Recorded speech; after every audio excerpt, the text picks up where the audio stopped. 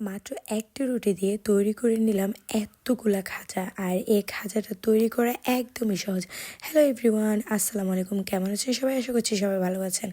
এখন বড় করে একটা রুটি আমি বেলে নিয়েছিলাম ময়দা আর কর্নফ্লাওয়ার মিশ্রণ দিয়ে। এটাকে আমি রোলের মতো করে শেপটা দিয়েছি। এখন ছোট ছোট করে লেচির মতো করে কেটে নিয়েছি। এখন হাতের সাহায্যে একটা সাইড বন্ধ করে আবারও আমি বেলুনের সাহায্যে এটাকে একটু ভালো করে চেপে চেপে দিচ্ছি। এভাবে করে আমি সবগুলা খাজা তৈরি করে নিচ্ছি। দেখতে পাচ্ছেন আমি সবগুলা খাজা তৈরি করে নিয়েছি, কতটা সুন্দর লাগছে।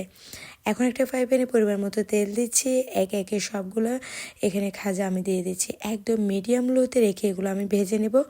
আর এখন একটা শিরা আমি তৈরি করে নেব। 1/2 কাপ চিনি আর 1 কাপ পানি দিয়ে আমি একটা শিরা পাতলা করে তৈরি করে নিয়েছি। এখন যে খাজাগুলো আমি ভাজতেছি ওগুলাকে একদম লালচে করে ভেজে তারপর এগুলোকে আমি উঠিয়ে নেব। একদম গরম গরম শিরাতে আমি এটা দিয়ে এখন ভালো করে ভেজে এটাকে আমি উঠিয়ে নিচ্ছি। এই তো দেখতে পাচ্ছেন আমার একদম খাজাটা তৈরি হয়ে গেছে। আর কার কাছে কেমন লেগেছে অবশ্যই জানাবেন কিন্তু।